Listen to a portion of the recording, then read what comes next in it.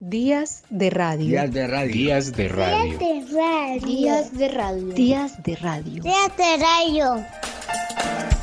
Días de radio. Un programa de la Facultad de Educación de la Universidad de Antioquia. Escúchanos en el dial 1410 AM de la emisora cultural de la Universidad de Antioquia y en su sistema de radio educativa en las regiones del departamento. La radio no finaliza cuando termina el programa.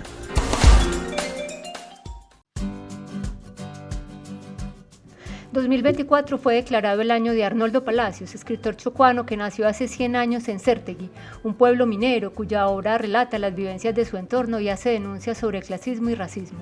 Dice Ángel Batista para Radio Nacional de Colombia. Arnoldo Palacios es uno de los símbolos de la escritura afrocolombiana y sus aportes a la literatura nacional. Está reconocido en obras como Las estrellas son negras, La selva y la lluvia y la autobiografía Buscando mi madre Dios. Este autor es parte de esa intelectualidad negra que durante el siglo XX se dedicó a descentralizar la literatura en nuestro país. Nacido en 1924, el escritor tuvo una vida migrante que se caracterizó por hacerle pecho con la frente en alto a todas las diferentes dificultades que se le podían presentar a los chocuanos de la época. Para enfrentar, por ejemplo, la dificultad de acceso a la educación, Palacios desde temprana edad decidió dejar su natural Cértegui para establecerse en Quibdó y hacer sus estudios de bachillerato.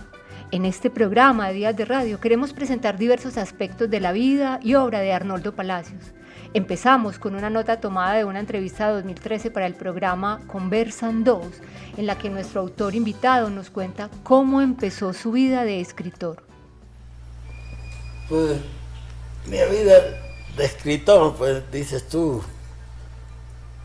Entonces digamos que mi vida de escritor sí empezó desde cuando yo era niño, porque yo sufrí de un ataque de poliomielitis como a los 2 años de nacido, 2 años y medio, y entonces yo no podía caminar, me atacó las piernas. Entonces yo, como no podía correr ni brincar, entonces tenía mucho tiempo para sentarme y observar el mundo, observar la vida, la gente, los niños, los animales, escuchar la naturaleza. Creo que ahí empezó mi vida de escritor, porque eso me sirvió cuando ya más tarde pues aprendí a leer y a escribir para reunir todo eso, y esa energía yo se la dediqué a la literatura. Y una de esas producciones fue la muerte de una amiga nuestra con quien yo jugaba mucho. Tenía unos 13 años, decía en el Chocó que había muerto, que no había resistido el desarrollo, ¿no? Y yo hice un discurso para su entierro. Y digo que ahí sí empecé porque eso yo lo escribí. Yo tenía como 13 años. Sobre su obra más conocida, Las estrellas son negras, corre la historia de su quema durante el 9 de abril de 1948 en Bogotá y su reescritura. A este respecto, Palacios dice en Lección conversada, en el 16º Taller de Escritores Universidad Central en 1998. Siempre dejaba todo junto en uno de los edificios de la Avenida Jiménez, en donde yo escribía. Un incendio acabó con el libro. Y yo, aprovechando el toque de queda y deseoso de que el libro existiera como yo lo había querido, me puse a reconstruirlo y en realidad lo hice en 3 semanas, porque si no lo hacía inmediatamente no hubiera podido existir. A continuación, un fragmento de esta obra del portal Diario de Paz en la voz de la profesora Jihan Rentería. Libro primero. Hambre. Irra bajó a la playa con el ánimo de embarcarse a pescar. Llevaba la boya en la mano y lombrices dentro de un mate lleno de tierra húmeda. Vestía unos calzones de baño, reducción de pantalones largos ya demasiado despedazados de viejos. Miró sobre su cabeza el cielo azul y sobre el atrato la luz vesperal plateando las ondas. Sentado en la nariz de la piragua estaba un viejo arremangándose los pantalones remendados. Él, con más de 80 años de edad, cabeza pequeña, calvicie reluciente en su cráneo negro chocolatoso, orlado de cabello motoso hacia las orejas y la nuca, cara huesuda, sienes y mejillas hundidas, una mirada apacible emanaba de ojos pardos, oscuros y profundos. Su nariz chata dejaba escapar unos pelitos que se entrelazaban al áspero bigote amarillento empapado de sudor. Los labios gruesos, salivosos, se mantenían abiertos, mientras 4 dientes curtidos mordían el cabo de madera de la pipa de barro. Su rostro descarnado, relievado de arrugas, traslucía profunda conformidad, cierto desprecio por lo pasajero y fútil, recia responsabilidad ante la vida larga que lo había fustigado desde el momento en que le regaló el primer rayo de luz. La cabeza dura, forjada a martillazos sobre una roca milenaria, se erguía sobre el cuello rígido saliente del busto esquelético que cubría patente la forma de las costillas, del esternón y de las clavículas. Hacia el estómago, el vientre se hundía cual una bolsa desinflada. ¡Oh, qué brazos más lánguidos pendientes de unos hombros! Se creyera que al morir el viejo, esos brazos con los cuales se había batido podrían servirle de cirios. Irra contemplaba al viejo arremangarse los pantalones amarrados a la cintura mediante una cuerda de cargadera y continuaba con la pipa en la boca, de la cual fluía un hilo negruzco de baba nicotinosa. El hilo de baba le iba humedeciendo la barba, el pecho desnudo, cosa que no le importaba. El viejo se levantó dirigiéndose a alzar la palanca tirada en la playa. «Deben de ser las 3», dijo echando una mirada al sol. «¿Me lleva con usted, compa?», le preguntó Irra, comprendiendo que el hombre se iba en esa piragua, y en el acto Irra se embarcó. «No puedo, no», replicó el viejo con su voz cavernosa, frunciendo los labios. «¿Ustedes por qué son tan abusivos? ¡Sárgase!». Irra, erizándose, arropó al viejo bajo una mirada furibunda. Negro desgraciado y juguete. Debía reventarle esa cara mugrosa, pensó. El viejo lo miró despectivamente, escrutando a través de su rostro las insolencias que se agitaban en la mente del muchacho, y le habló fijando en él sus pardos ojos profundos. «Ve», le dijo reposado. «Yo no le he hecho nada a usted. Lo que sucede es que yo voy a pescar y mi piragua es muy chiquita. ¿Aluyó? Y usted ni ha de hacer ruido. Yo fui muy amigo de Rojinao, tu padre. Pues eso es que no te metí una gasnatara por malcriado y apartí esta palanca en la nuca. Sin embargo, embalcate pues pa' que no vamos a salir contigo, páseme al otro lado. El compa fue un gran hombre, buen amigo. ¿Está oyendo? Era muy servicial. Los queríamos bastante». Beatriz Palacio, la mujer con la que Arnoldo compartió su vida y tuvo 4 hijos, nos cuenta en El hombre universal, la historia de Arnoldo Palacios, un documental que nos presenta el escritor chocuano, que ese hombre estaba lleno de luz y densidad vital. Cuando encontré a Arnoldo, me di cuenta que esa luz que me impregnó tanto, todo el ser joven que era yo, entonces lo vi como el ideal humano a él. No sabía su vida de nada, solamente es que entendí después que lo que buscamos en la vida de un individuo no es casarse, vivir tal cosa, hasta la muerte y pagar para la tumba nomás. Eso no, no me parece interesante. Me parece muy valioso, una vida valiosa, una vida que tenga una dimensión del universo. Si no, no vale la pena. Prefiero morir joven. No me interesa la vida si no es para algo que vale la pena. Y entonces él, para mí, representó con esa densidad de luz un valor que valía la pena consagrarse a entretener o a hacer vivir. Y lo que quise yo, queriendo a ese hombre, es hacer que esa luz sea intensa para siempre, alimentar ese fuego. Así. En sus primeros años de escuela leyó el Compendio de la Historia de Colombia de José Manuel Restrepo, Catecismo de la Doctrina Cristiana de Gaspar Astete y el Manual de Urbanidad y Buenas Maneras de Manuel Carreño. También se nutrió de obras que componían la Biblioteca Aldeana, una campaña que inició el gobierno de López Pumarejo a mediados de 1930 para poblar de bibliotecas públicas las poblaciones abandonadas y lejanas y hacer de Colombia una inmensa escuela, porque instruir al pueblo es prepararlo para que realice todos sus actos con un deliberado espíritu y una conciencia nacionalista. A continuación, su relato de lo que encontró en esa biblioteca municipal. Y ese chocó de tu época, sobre todo en la escuela, en la biblioteca, donde tú haces las primeras lecturas. Háblanos un poco, ¿cuáles fueron esas primeras lecturas en la biblioteca del colegio, en tu primera etapa? Sí, esas primeras lecturas, ya llamarlas lecturas, sí, fuera de que le enseñaban, bueno, a la escuela, el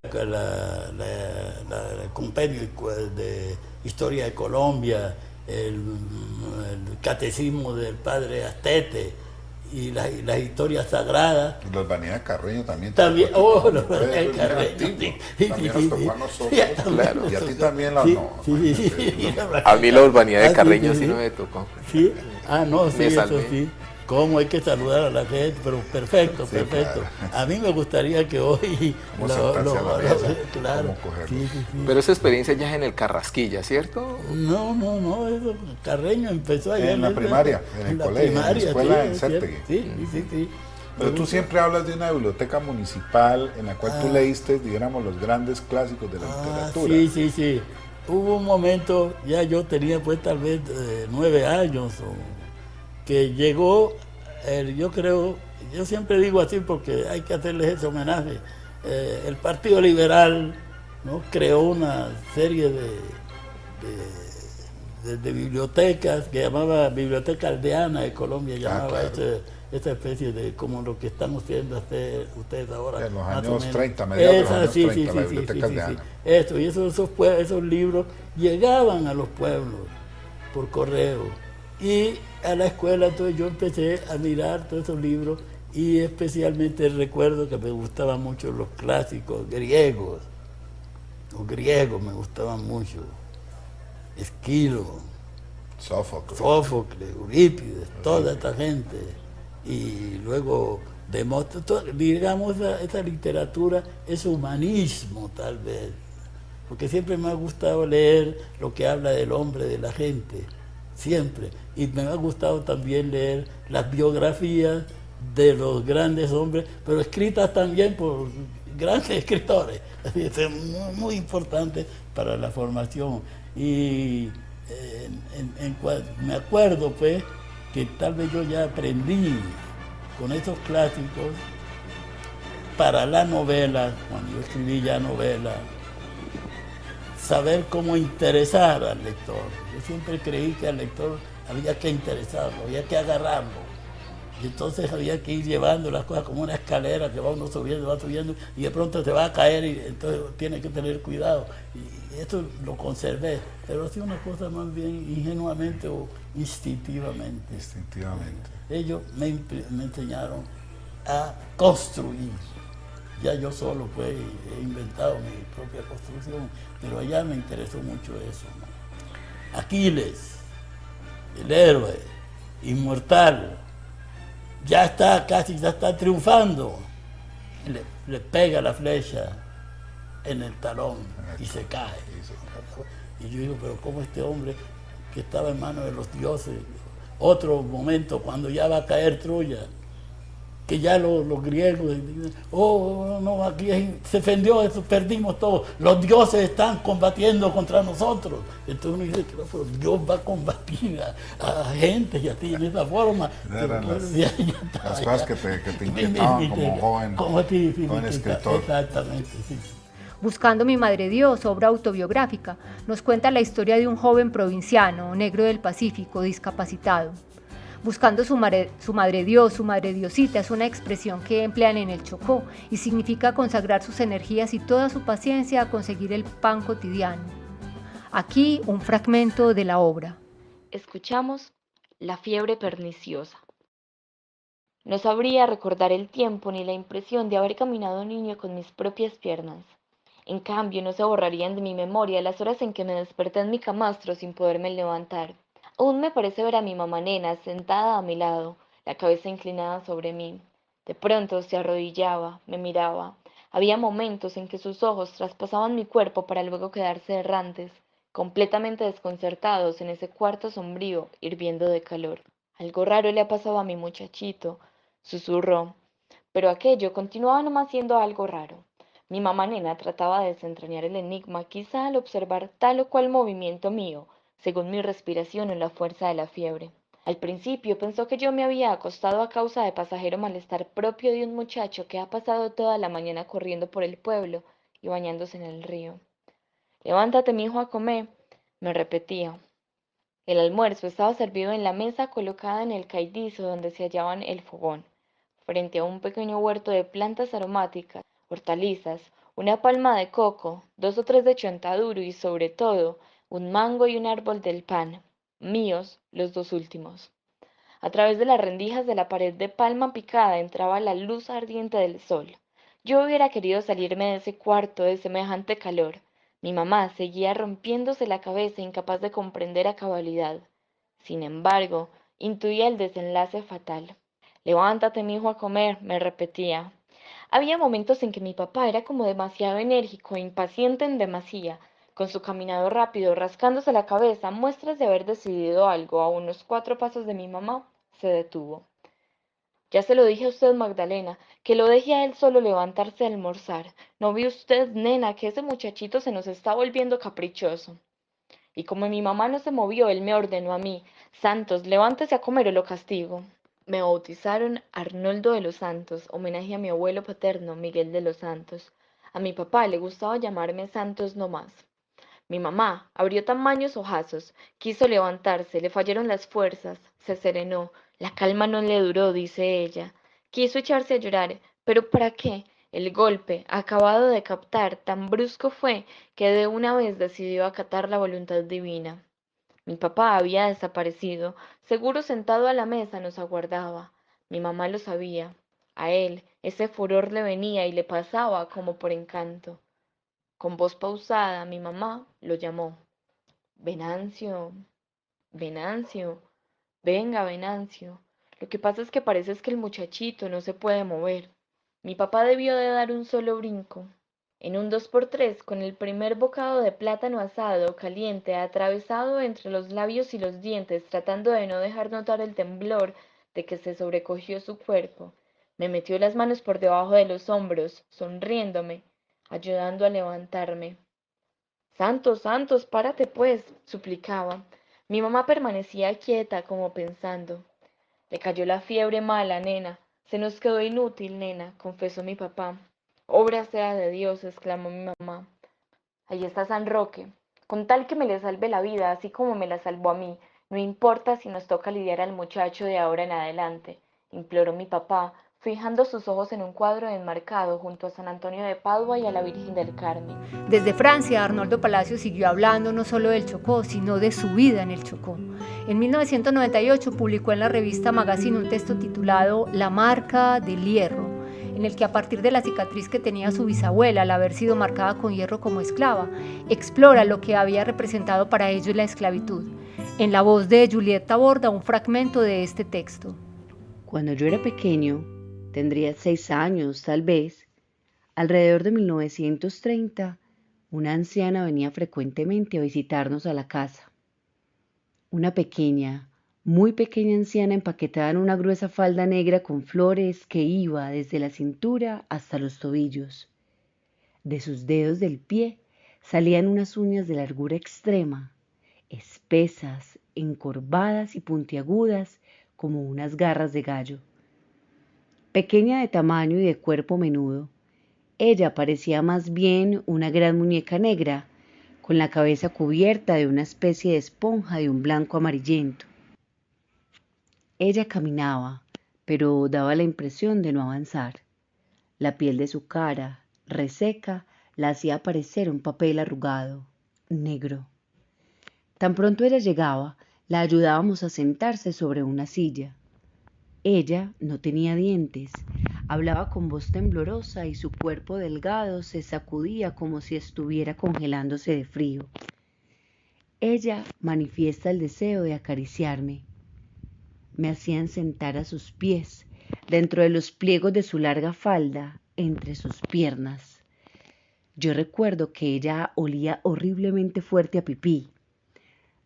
Yo la contemplaba asustado, al principio porque ella me recordaba a una de esas hadas madrinas de los cuentos de hadas que nos contaba don Justiniano en Ibordó. Pero por sus caricias yo me encariñé con ella inmediatamente. Era Mamachón, diminuto de Encarnación, Encarnación Palacio, la madre de Mamá Fide, mi abuela. Había sido esclava y le veíamos aún bien la marca del hierro. Decíamos que Mamachón había nacido en la época de Simón Bolívar, libertador de América, muerto en 1830. Luego venía rara vez a vernos porque caminar le requería grandes esfuerzos y había casi que cargarla todo el camino.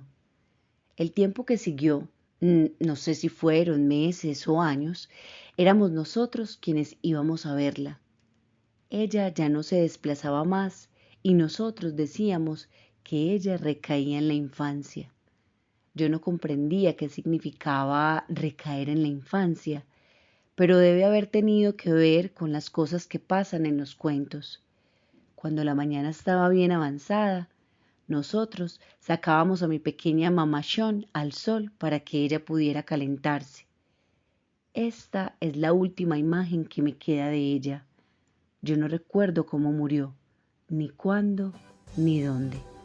Una sección musical a tono con nuestro autor, canciones sobre su obra, sobre él o sobre su Chocó amado. Empezamos con una obra del guitarrista y compositor Arturo Parra, Las estrellas son negras, con la que quiere rendir homenaje al poeta y escritor chocuano Arnoldo Palacios y su novela epónima Las estrellas son negras.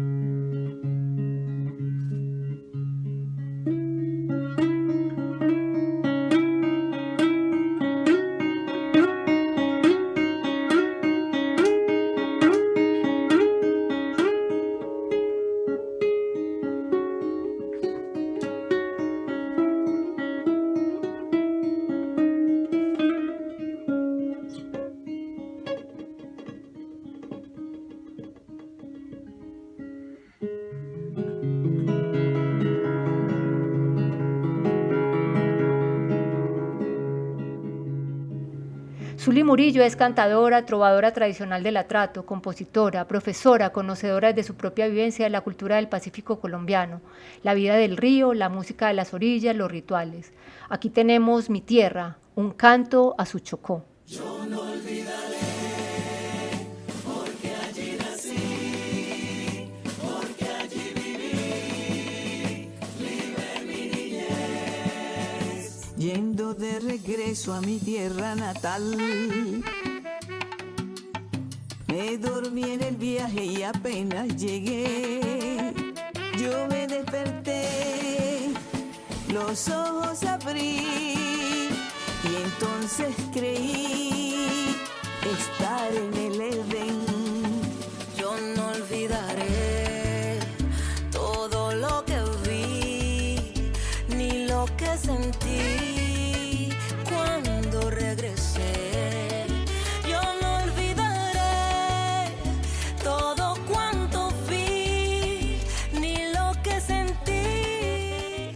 Alexis Play en su canción Se acabó recoge una historia propia, la de discriminación, que es algo que también está presente en la obra de Palacios. Dice Alexis Play que la canción habla de cuántas veces nos han negado por cómo nos vemos los negros, porque nuestras mujeres negras quieren portar su cabello natural, porque no se quieren maquillar como se estandarizó. Por eso se acabó. Se acabó la guachafita de estar cogiendo a la gente de parche. Creyeron que era como antes, donde hacían y decían y la gente a callarse. No, no señor, esta no es la generación del adoctrinamiento, donde te metían por la cabeza el cuento. Que pase buen muchacho debería estar lambiendo al rico del momento o al político de turno que te callaba la boca con tanto buen trabajo que ya te merecía por haber pasado tanto trabajo para estudiar. Carajo, menos mal esa jodienda se acabó, la copa se repasó, se cambió y el pueblo despertó de la pesadilla, del arrodillamiento que dejó el opresor. Se acabó ese miedo que dejaron en nuestro cuerpo negro para enseñarnos que no se triunfa con labios gruesos, con el pelo apretado, todo eso se acabó. Se acabó tu limitado racista, clasista, hoy somos optimistas, somos lo mismo y la misma que quisiste parar, pero eso se acabó. Se acabó la vaina, se acabó la cosa. La agrupación Tambacún nació en 2020 como un proceso comunitario para avivar la llama de dos ritmos esenciales del norte del Pacífico colombiano, el tamborito y la cumbancha. De ahí el nombre del grupo. En el barrio Calle de la Virgen, los jóvenes abrieron sus sentidos a los conocimientos de los viejos maestros para recibir sus saberes, retumbar su música y construir comunidad desde el arte. Aquí la canción Nuquiseño.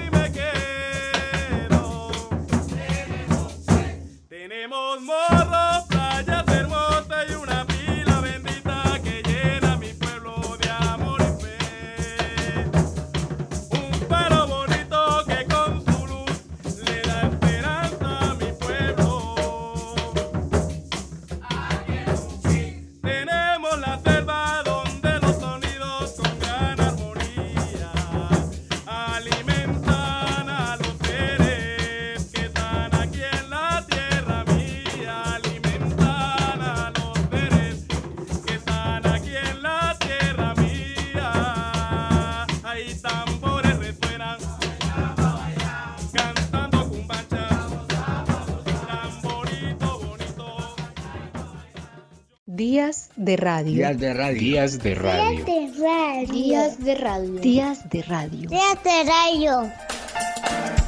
Días de radio, un programa de la Facultad de Educación de la Universidad de Antioquia.